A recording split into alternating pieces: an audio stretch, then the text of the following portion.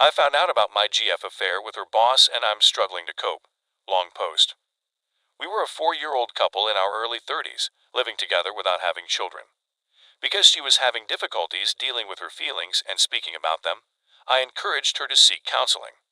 However, she refused because she was too afraid to do so. The last time we kissed was back in July, and she was just absent. From that point on, her demeanor shifted, and she became aloof and irritated with others. 2 weeks later, after work, we went on a night out with some friends, and she took her boss with her. This is the first time I've met the guy, and he's informed me that I appear pleasant. However, we're playing on 2 teams because he has a thing for my girlfriend, who is not his. When I told my girlfriend about this, she seemed astonished and assured me that nothing was wrong. She grew much more aloof and unpleasant as time went on.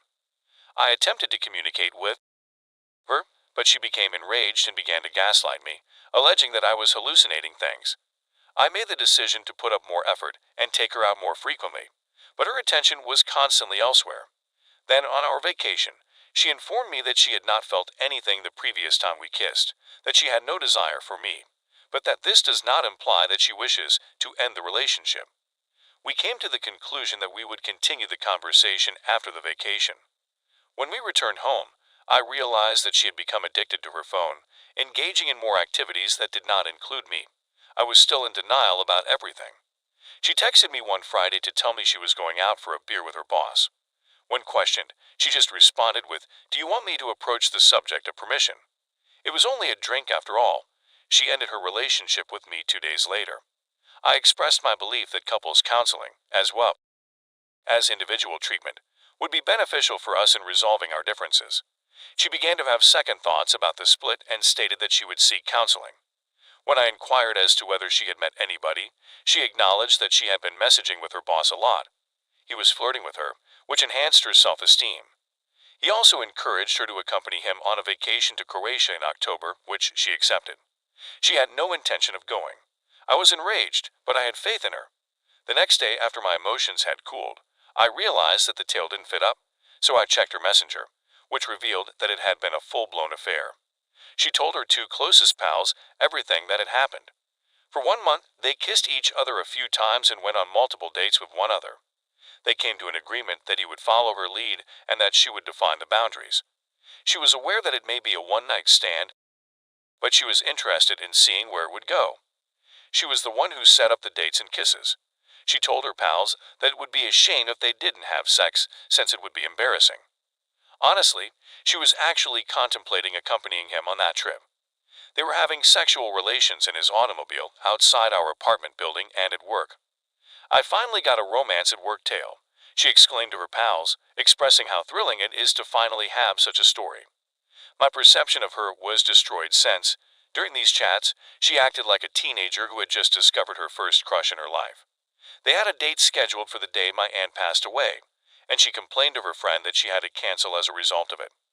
I'd even assisted her in purchasing a present for him while on our vacation, which was intended for her buddy, and it stung like hell. And, yeah, her buddies were a source of displeasure for me. They encouraged her, saying things like, "I envy you the butterflies in your stomach. Take what you can from this, and don't tell your partner." They also gave her advice. One of them even volunteered to cover for her so that she could accompany him on his trip to Croatia. They never emphasized that what she was doing was wrong and that she may lose her job as a result. I also witnessed her writing to her friends, saying that her decision to stop her relationship with me was definitely a mistake and that we would most likely get back together soon, but that she needed treatment to sort things out. She also scheduled a meeting with her supervisor for 4 days after we ended our relationship. I'd never been cheated on before, and I assumed that physical abuse would be the most painful, but wow, was I wrong. It was the deception and manipulation, as well as how simple it was for her. What she did and said was cruel, and she knew it. I wanted to think she was lost, and her desire to go to therapy appeared to be sincere. But so much of what I read looked to be a ploy to get me to believe otherwise. She came to me in tears on the evening of D-Day and asked if we could chat because she felt that the split was a major mistake. As I previously stated, we may chat in 2 days. I wanted some space to collect my thoughts and make an appointment with my therapist first. I also wanted to make sure that everything was out of her place before she left. Despite everything, I still had feelings for her, and hoped she would want to change and fight for us. Deep down, I realized there was no turning back from some of this nonsense. It would be ingrained in my memory for the rest of my life. I didn't believe she was really nasty at first, but now I've uncovered a side of her that I despise. I was curious as to why, and I hoped that once the truth was revealed, she would tell me the complete story because it would most likely be the last time we would ever talk. When we eventually met, she said that she was unsure of her feelings and what she wanted in a relationship, that she requires further time to work it out with a therapist. I informed her outright that I had read all of her texts.